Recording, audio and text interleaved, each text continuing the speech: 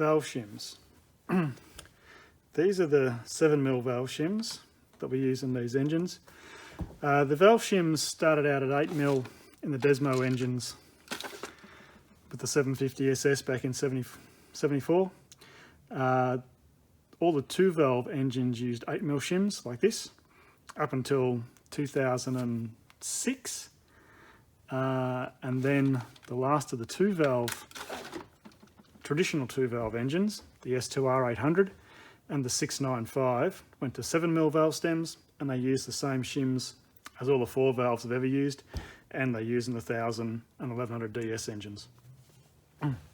So all these DS style engines use 7mm valve shims. There's been three versions of these shims. The first version, which I don't think I have any of.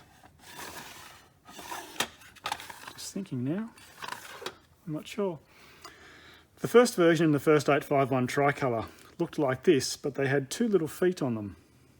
And the 2 little feet fitted into the closing rocker behind and in front of the valve stem. So the shim went down over the valve stem and actually fitted into the closing rocker, and you couldn't rotate it. And they figured that was a bad idea, possibly because it just promoted wear on the shims. I'm not sure, but there was a service bulletin, I believe, that said, you know, pull them out and put these later style shims in.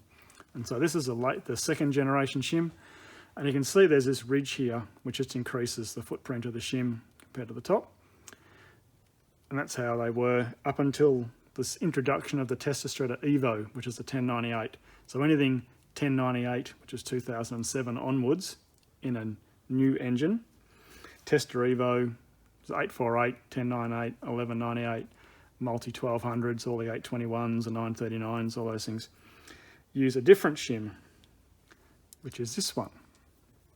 If you put them side by side, you can see that the ridge on the later shim has got this big relief on it here. And that's because, allegedly, when they went to the 1098 cams, I believe it's the cam lobe, can hit the edge of this shim. If you use the old style shim, it will hit this edge here. So this edge is relieved. And the cams have a different part number. It's a 2B, whereas I think these are a 1B, and 1A was the original shim with the foot on it. So anything pre-Testa Evo can use these shims with a thick ridge, but in a Testa Evo, which is 1098 onwards, you should be using these shims with the relief. I have heard of people using these shims in Testa Evos. Don't know if there's been issues or not, but that's what the fitment is. On these 2 valves, it's irrelevant. There's nothing anywhere near the shim, so you can use whatever you want. I still have quite a lot of these. These I'm working in 2.6 range at the moment, which is quite small for a 7mm closing shim. I think the smallest is 2.5, and the biggest these days is about 4.5, I think. But generally, in these sort of shims, usually I work in 2.9 to 3.3. And I'm sort of, these days I buy shims usually from 3.15 upwards. I have a lot of shims, old ones, in the 2.9 to 3mm range, heaps and heaps of them. Okay, so these are 7mm shims. To measure them, I use this little tool that came from Mike at EMS. EMS has now been sold to LT at Desmo Times. This one is worn to some extent because I have a brand new one that I got from Mike a little while ago, and the brand new one measures a little differently. It measures the shims as being bigger, but I don't want to start using it at the moment, because if I start using it, I have to reorganize all my shims, and I frankly can't be bothered doing that. There's a lot of time in it. Good shim organisation is a really wonderful thing. Nick at Valley Desmo has very good shim organisation that I am jealous of from when I saw that several years ago, but I haven't done anything about mine as yet. The biggest issue with these shims is consistency of measurement. That's why I stick with this tool for the time being. It's the shape of this tool just here, where it sits inside the shim. That is the issue. If you need to buy shims and you've measured the shims in your engine and you want to get more, you either need to send your shims to someone and say, please give me shims that are X amount different, or take your tool to someone and measure the shims you're getting with your tool, because variation in tools can sort of be at least 0.05. I think between this tool and the new one, it's about 0.07 mil difference. And that's just the way it is. So if you tell someone you want a 2.6 and they send you what they think's a 2.6 and you get a 2.5 or a 2.7, that's just how it goes. There's no point complaining. You need to really make sure you use the same tool, or you measure from an old shim as a reference.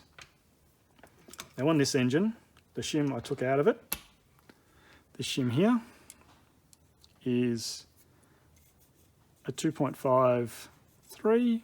I know that because this tool from Mike at EMS is 10 millimeters from the top to the measuring face. So if it says 12.54, then you take off 10 and the shim is 2.54. So if we had 0.05 difference between our opening clearance and our loaded clearance, then we want a shim that's probably 0.04 to 0.05 bigger. If you shoot for 0, often you overshoot and you get drag, so I'll probably go for a shim somewhere in the range of 2.57 or so, and this one should be pretty close. There we go, 257.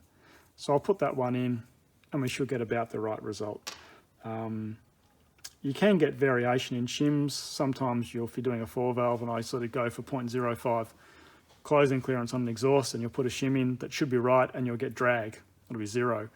And so you pull it out and you put another shim in that's like that measures identically and you get the right clearance.